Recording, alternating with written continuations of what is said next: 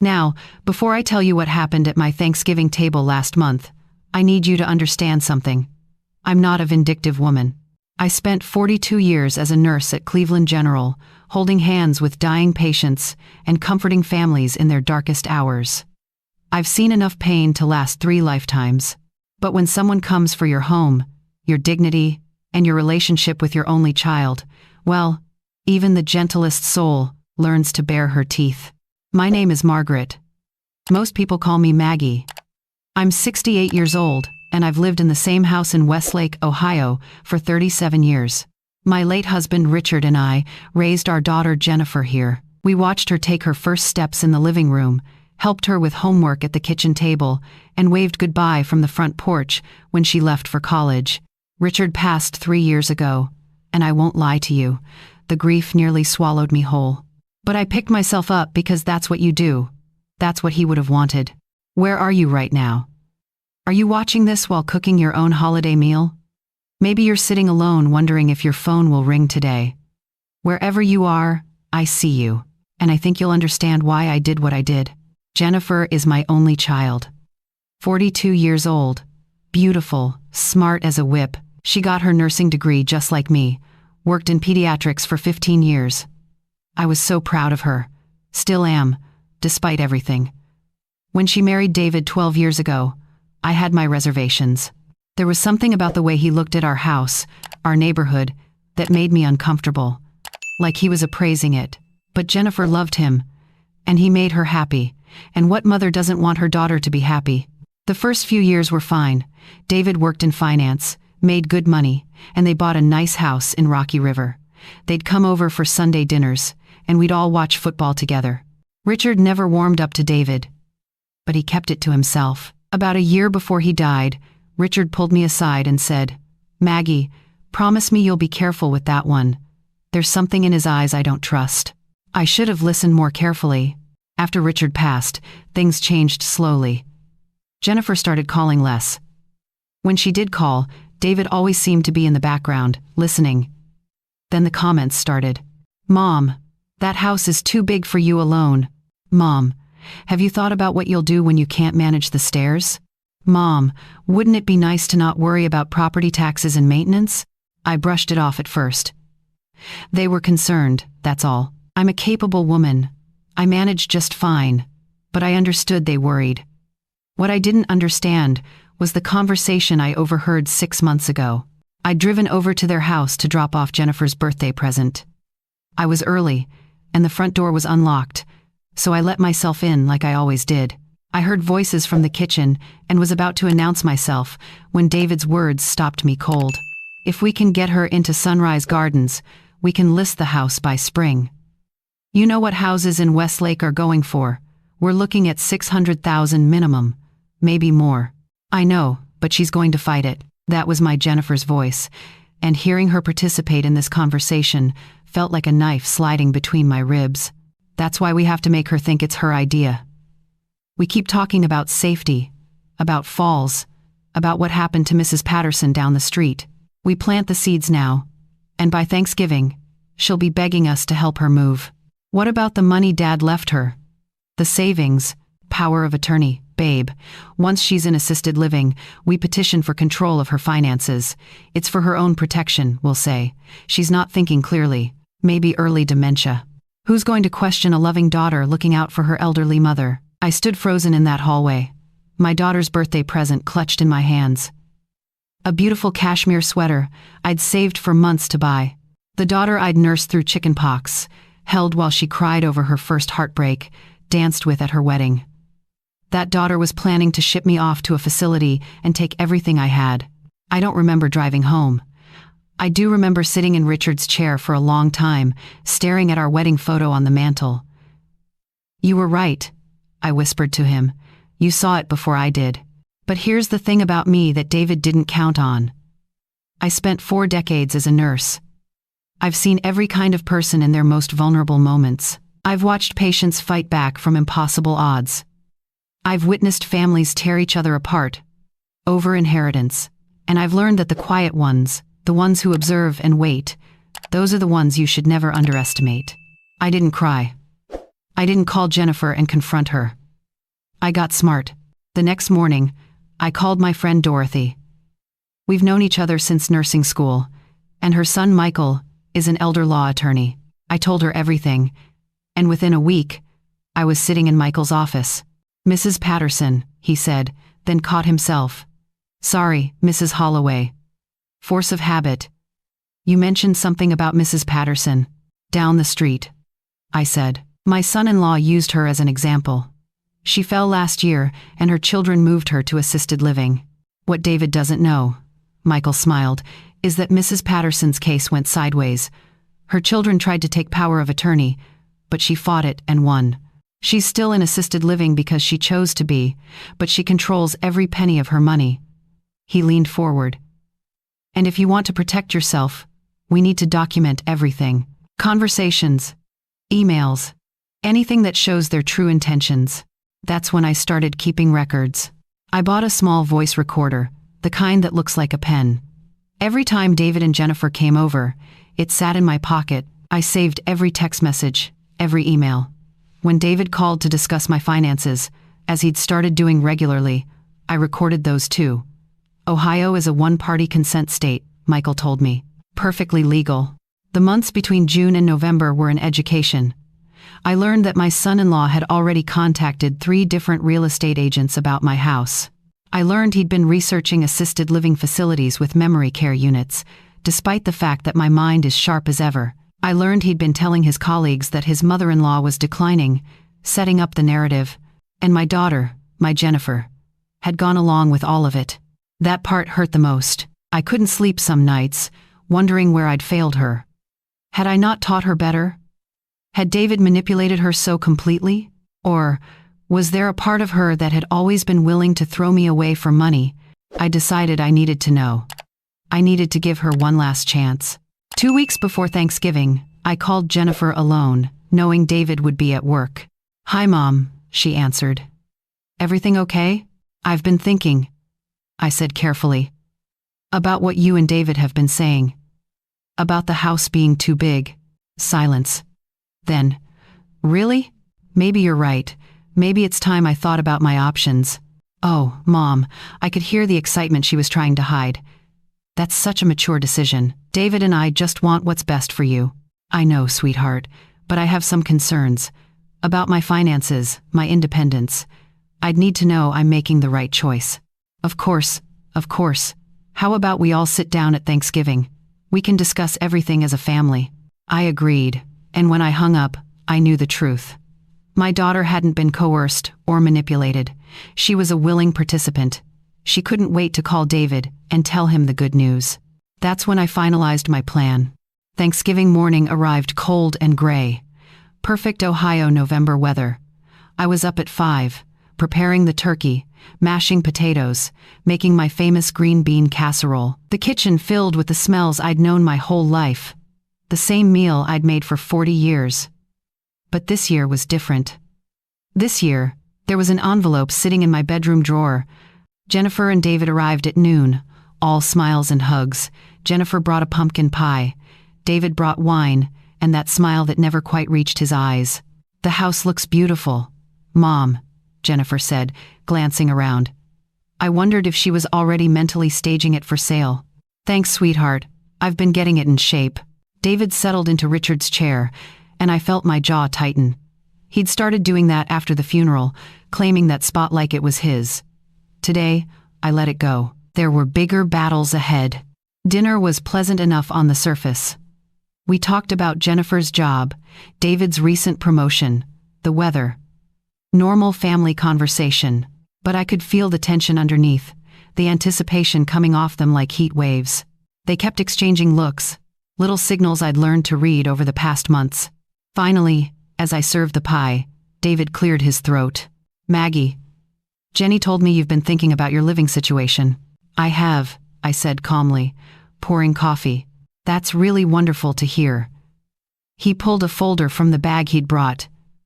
I noticed his hands were almost trembling with excitement. "We've actually done some research to help you out." He spread papers across my dining room table, brochures for Sunrise Gardens assisted living, documents about selling a home. And at the bottom, A power of attorney form. We think Sunrise Gardens would be perfect for you, Jennifer chimed in. They have a wonderful community, activities every day, nurses on staff around the clock, and we can handle all the details of selling the house, David added. The market is really hot right now, you'd get top dollar. I looked at the power of attorney form. My name was already typed in the relevant fields. All it needed was my signature. You want me to sign over control of my finances? I asked quietly. It's just for convenience, David said smoothly.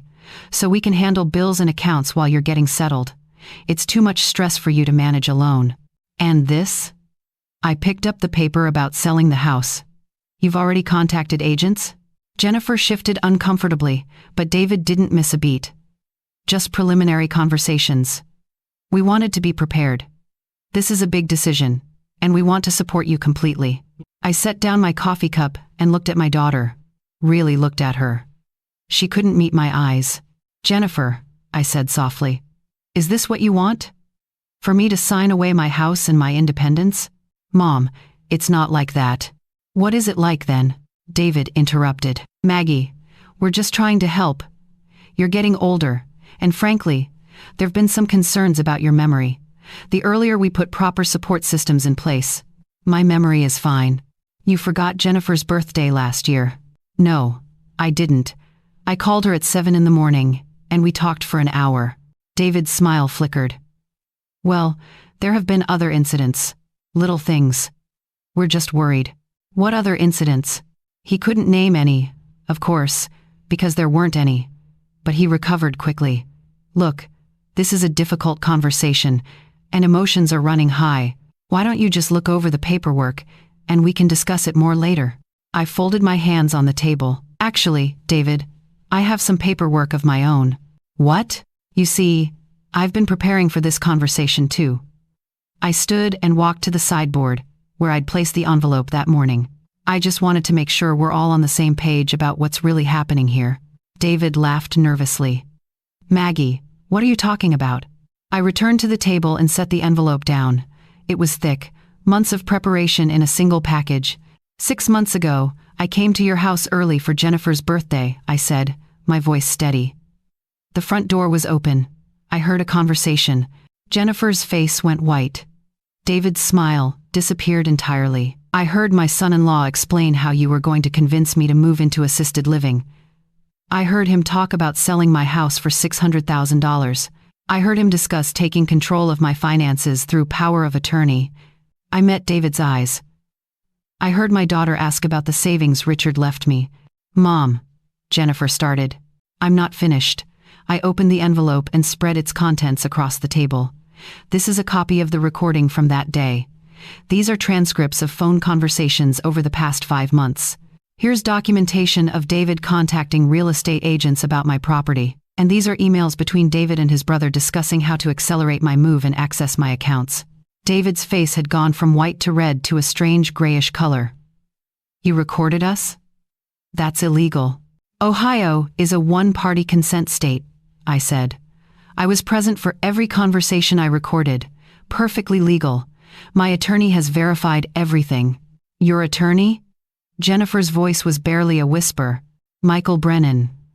He's an elder law specialist. Very good at protecting seniors from financial exploitation by family members. I let that sink in. He also helped me set up an irrevocable trust for my assets. My house, my savings, everything Richard and I worked for. It's protected. Even if I sign every piece of paper you put in front of me, you can't touch it. David stood up so fast, his chair fell backwards. This is ridiculous. We were trying to help you, and you've been spying on us? Recording us? You were trying to steal from me, I said calmly. There's a difference. I can't believe this. He turned to Jennifer. Did you know about this? Jennifer was crying now, mascara running down her cheeks. Mom, I'm so sorry. I didn't want. David said it was for the best. David said a lot of things. I gathered up his paperwork and handed it back to him. And you believed him, over your own mother. That's what hurts the most, Jennifer. Not the money, not the house. The fact that you were willing to put me in a facility and tell people I had dementia so you could inherit early. It wasn't like that. It was exactly like that. I have it on tape. David grabbed his coat from the chair. "We're leaving. Jennifer, come on." But Jennifer didn't move. She sat there, tears streaming, staring at me. "Mom, please. Can we talk about this? Just us." I looked at my daughter, this woman I'd loved unconditionally for 42 years. Part of me wanted to hug her, tell her everything would be okay. But another part remembered every lie, every scheme, every conversation where she'd participated in plans to warehouse me and take my home. "I think you should go with your husband," I said quietly. "But I need time, Jennifer. A lot of time. Maybe someday we can repair this, but not today, not after everything I've heard and seen." David was at the door. "Jennifer, now." She stood slowly, still crying. "I love you, Mom. I do. I know you don't believe me, but I want to believe you. But love is more than words, it's actions, and your actions told me everything I needed to know." She walked to the door, paused, and looked back. "The pie, take it." She shook her head and walked out. David slammed the door behind them. I sat alone at my Thanksgiving table, surrounded by cooling food and scattered papers. I should have felt victorious. I'd protected myself, exposed their scheme, saved everything Richard and I had built. But all I felt was empty. That night, I called Dorothy. She came over with wine, and we sat in the kitchen, not talking much, just being together. She understood. She'd been through something similar with her own brother, years ago. "You did the right thing," she said finally. "Then why does it hurt so much?" "Because you're a good person who just had to do something hard. And because she's your daughter, regardless of what she's done." The weeks after Thanksgiving were strange. I kept the house decorated for Christmas even though I knew no one would come. Old habits, I suppose. I got a few texts from Jennifer, apologies and requests to talk, but I wasn't ready. Michael told me David had consulted with a lawyer about challenging the trust and been told he had no case. He also told me that Jennifer had finally started asking questions, really looking at what David had been planning. "She's not a bad person, Mrs. Holloway," Michael said. "I've seen real predators in this work. Your daughter got swept up by someone who's very good at manipulation. It doesn't excuse what she did, but it might explain it." 2 days before Christmas, Jennifer showed up at my door alone. I almost didn't answer, but something made me open that door. "I left David," she said. I stepped aside and let her in. We talked for hours. She told me things I hadn't known, how David had controlled their finances, isolated her from friends, convinced her that every thought she had was wrong unless he validated it, how he'd spent years telling her I was declining, showing her cherry-picked examples, making her see danger where there was none, how he'd painted the power of attorney as protection and the home sale as necessity. "I'm not saying I'm innocent," she said. I went along with it. I wanted to believe him because it was easier than fighting. "But Mom, when you laid out all that evidence, it was like waking up from a dream. I saw what we'd really been planning to do to you, and I couldn't recognize myself." "What made you leave him?" "He got angry after Thanksgiving. Really angry. He said things about you, about your money, that made it clear he'd never cared about your well-being. He said we should contest the trust, file a complaint about your mental competency, drag you through the courts." She wiped her eyes. "He called you a bitter old woman who'd die alone." And something snapped. I realized I was looking at my future. In 30 years, that's how he'd talk about me. We spent Christmas together, just the two of us. It wasn't like before, and maybe it never will be. Trust, once broken, takes years to rebuild. But she's trying. She's in therapy, working through how she got to a place where she could plot against her own mother. She's filed for divorce, and David is fighting it. But Michael says she has a good lawyer. I still live in my house. I still tend my garden in the spring, shovel my own driveway in the winter, and make Richard's famous beef stew every Sunday. Dorothy and I have started a book club with some other ladies from the neighborhood. I've taken up watercolor painting. Life goes on. But I've learned something important. You are never too old to stand up for yourself. You are never too nice to fight back. And when someone tells you they're trying to help while they're reaching for your wallet, trust your instincts. The boy Richard warned me about, the one with the appraising eyes, is out of our lives now. My daughter is finding her way back. And I'm still right here, in the home my husband and I built, surrounded by memories no one can take away. If you're sitting there tonight wondering if someone you love is trying to take advantage of you, I want you to know it's okay to ask questions. It's okay to demand answers. It's okay to protect yourself, even from your own children. And if you're a mother who's been made to feel like a burden instead of a blessing, who's been told you're too old or too confused or too much trouble, I want you to hear this. You're not. You're not a burden. You're not a problem to be solved. You're a person who deserves respect and dignity and the right to live your life on your own terms. Don't let anyone take that from you. Now, I need to go. Dorothy's coming over, and we're making pie for New Year's. The good china is coming out, the kind I save for special occasions. Because every day you get to spend in your own home, surrounded by people who genuinely love you, is a special occasion. Happy holidays, wherever you are, and remember, sometimes the best revenge is simply living well.